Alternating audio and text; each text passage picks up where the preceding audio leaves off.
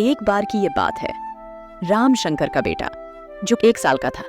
यह बात एक गांव की है जो कि बहुत छोटा सा था। उस गांव में एक परिवार रहता था। राम शंकर, उसकी पत्नी लीला और उसका बेटा गोलू रहता। राम शंकर जो कि बहुत ही गरीब था, लेकिन वह हनुमान जी के मंदिर जाकर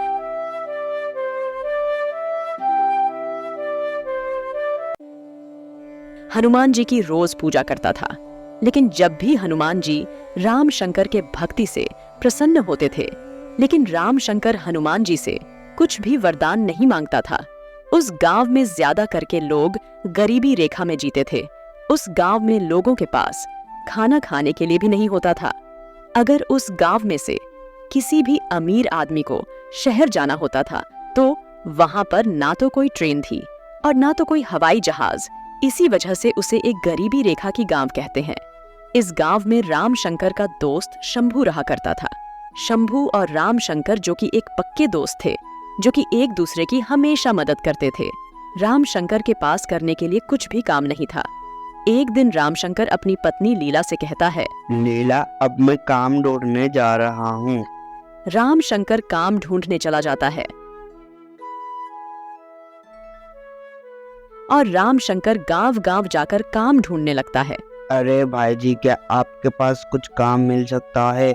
मेरे पास करने के लिए कुछ काम नहीं है, इसीलिए मैं आपके पास काम मांगने आया हूँ। भाई जी, मैं कुछ भी काम कर लेता हूँ। मैं घर का झाड़ू पोछा भी कर लेता हूँ। अरे भाई, हमारे पास तो कुछ भी काम नहीं है, बल्कि हम लोग खुद ही इतने गरीब है कि हमारे पास खाना खाने के लिए भी नहीं रहता और अच्छे कपड़े पहनने के लिए भी नहीं रहता। भाई, हम आपको काम कैसे दे पाएंगे? हमें तो कुछ ही समझ नहीं आ रहा भाई।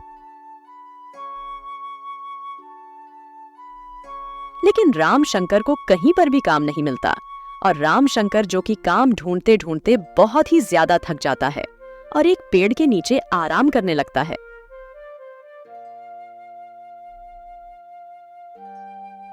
कि तभी उसका दोस्त शंभू आ रहा होता है। वो राम शंकर को देख रुक जाता है और राम शंकर शंभू को देख खड़ा हो जाता। अरे राम शंकर भाई, आप इधर क्या कर रहे हो? अरे शंभू भाई, मैं इधर काम ढूंढने आया था, लेकिन शंभू भाई मुझे अभी तक कोई काम नहीं मिला और मैं इधर दर दर भटक रहा हूँ। मुझे नहीं पता कि कब मुझे काम मिलेगा। और शंभू कहता है, अरे भाई, मैं आपको कुछ पैसे दूं क्या? तब राम शंकर कहता है, नहीं नहीं भाई, मैं किसी से भी मदद नहीं लेता। लेकिन भाई आपके पास तो पैसे भी नहीं है। अरे भाई, मैं खाली अपने हनुमान जी के ऊपर विश्वास रखता हूँ। अगर हनुमान जी की इच्छा होगी तो हमारी गरीबी जरूर दूर होगी। अच्छा ठीक है भाई, अब आप वो सब छोड़ो और चलो हम लोग घर पर चलते हैं।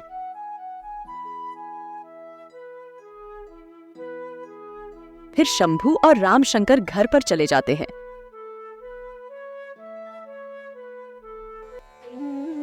कि तभी हनुमान जी कहते हैं, अरे अब मैं अपने भक्त राम शंकर की परीक्षा लेता हूँ। अगर वो इसमें सफल हो गया तो मैं उसकी तकलीफ दूर कर दूंगा। कि तभी राम शंकर अपने घर पहुंच जाता है और अपनी पत्नी लीला से कहता। लीला, आज भी मुझे कुछ काम नहीं मिला। तब लीला कहती है, अरे जी, अब आप ज्यादा टेंशन मत लीजिए। लीला, अब तुम एक काम करो, जो मेरा झोला है ना, उसमें रोटी, प्याज और पानी भर दो, क्योंकि मैं कल बहुत लंबे सफर में जा रहा हूँ। अगले दिन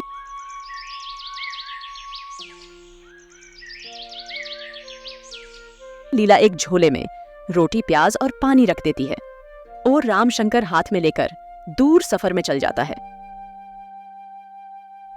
और राम शंकर चलते चलते कहता है, हे महाबली हनुमान, आज तो मुझे कुछ काम मिल ही जाएगा ना।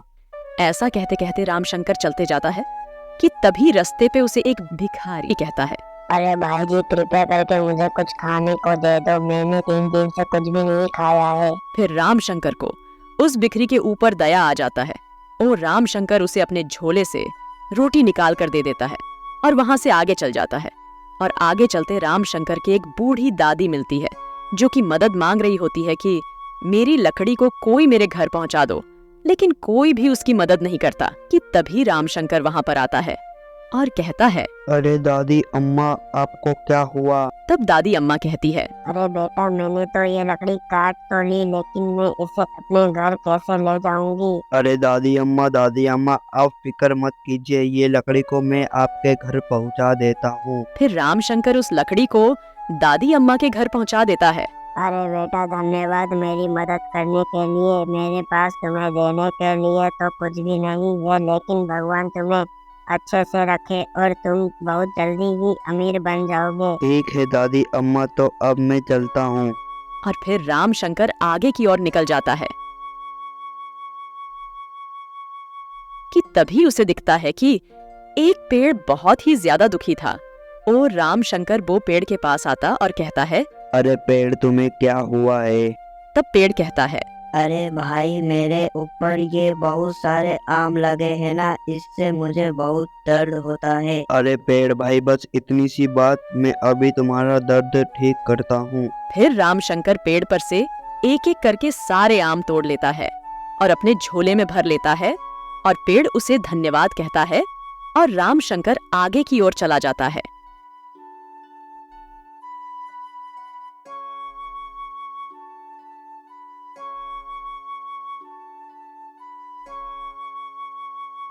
और राम शंकर थोड़ी ही दूर चला है कि तभी उसे एक विकलांग आदमी दिखता है। उसे लंगड़े आदमी का घर टूटा हुआ था। वह विकलांग आदमी राम शंकर से कहता है। अरे भाई, मेरी मदद कर दो, मेरा पैर टूटा हुआ है। मैं अपना घर खुद नहीं बना सकता क्योंकि मेरा पैर टूटा हुआ है।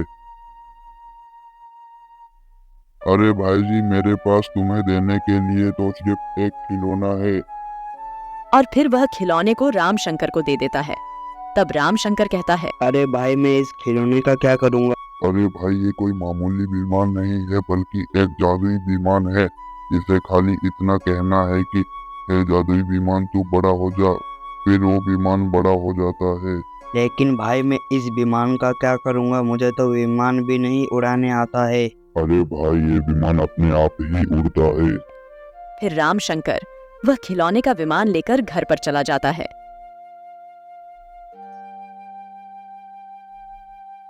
जैसे ही घर पर आता है, लीला अपने पति राम शंकर से कहती है। अरे जी, आज तो आपको कुछ न तो कुछ काम तो मिला ही होगा। लीला, मुझे कुछ काम तो नहीं मिला, लेकिन मुझे ये विमान मिला है। अरे जी, आप ये खिलौने का विमान क्या करोगे? अरे लीला, ये कोई मामूली विमान नहीं है बल्कि एक जादुई विमान है। लेकिन जी, ये तो छोटा सा है, ये बड़ा कैसे होगा? अच्छा जी, अगर ये बड़ा हो भी जाएगा तो आप इसे उड़ाएंगे कैसे? लीला, ये विमान को खाली इतना कहते हैं कि हे जादुई विमान, तू बड़ी हो जा। बस इतना ही कहेंगे तो ये विमान बड़ा हो जाएगा और ये विमान अपने आप ही उड़ता है। इसे किसी भी पायलट की जरूरत नहीं होती है। और फिर लीला और राम शंकर घर के बाहर आते हैं। हे जादुई विमान, तू बड़ा हो जा। बस फिर क्या था, राम शंकर के इतना ही कहते विमान बड़ा हो जाता है। लेकिन तभी राम शंकर कहता है। हे महाबली हनुमान, कृपया करके आप इधर आइए, ये सब आज आपके ही वजह से हुआ है। राम शंकर के इतना ही कहते वहां पर हनुमान जी प्रकट हो जाते हैं और राम शंकर हाथ जोड़कर खड़ा हो जाता है और राम शंकर कहता है। हे महाबली हनुमान, पहले आप इस विमान में बैठिए क्योंकि यह सब आपके ही वजह से हुआ है।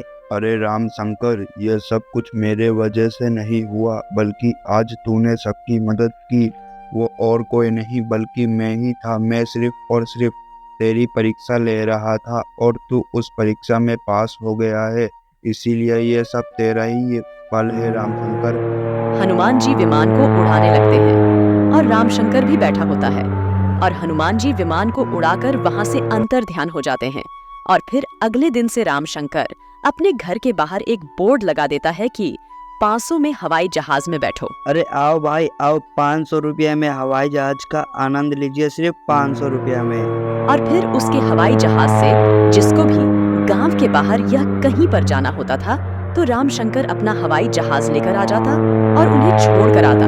और फिर हवाई जहाज से वह बहुत सारे पैसे कमाता और अपने बेटे का दाखिला करवा देता है और वह गांव का सबसे अमीर आदमी बन जाता है और हर एक गरीब की मदद करता। और एक कुशल जिंदगी जीता है।